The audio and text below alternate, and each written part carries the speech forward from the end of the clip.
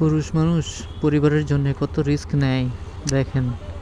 ওরাও তো কারো ভাই, কারো হাজব্যান্ড, হয়তোবা তাদের ধারায় একটা পরিবার চলতেছে, একটা পরিবারের রিজিকের ব্যবস্থা করে দিচ্ছেন আল্লাহ।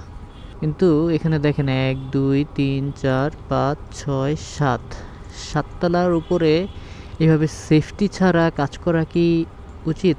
কাজ পুরুষ মানুষকে করতেই হবে, সারা জীবন আমাদেরকে ব্যস্ত থাকতে হবে, যত রিস্কের কাজ আছে সব আমাদেরই করতে হবে। এইসব কাজের মধ্যে আইসা দেখেন নারীরা আর সম অধিকার চাইবে না। সম অধিকার চাইবে যেখানে কাজ সহজ, একটু আরামদায়ক কাজ। যে সকল কঠিন কাজ আছে সেখানে কোনো ধরনের সম অধিকার নাই। পুরুষরা কখনো মানা করে না, না আমরা কাজ করব না, এখানে অর্ধেক নারীদের করতে হবে। No way. আমরা যেখানেই, যে অবস্থাতেই, যেই পজিশনে এবং যেই ধরনের কাজই করি না কেন, সবার কাজের জায়গা থেকে সবাইকে সচেতন থাকতে হবে। এই লোক দুইটা এসি ফিটিংসের কাজ করতেছে যতটুকু বোঝা যাচ্ছে। ওদের কিন্তু বেসিক একটা সেফটি মেনটেন করা উচিত ছিল। এইভাবে একদম কোনো ধরনের সেফটি ছাড়া এত রিস্কি জায়গায় এত উপরে কাজ করা একদমই উচিত না।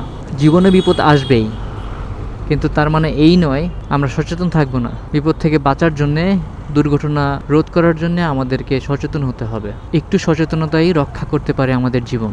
কাছে দূরে যে যেখানে আছেন সবাই ভালো থাকুন, সুস্থ থাকুন। আসসালামু আলাইকুম ওয়া রাহমাতুল্লাহ।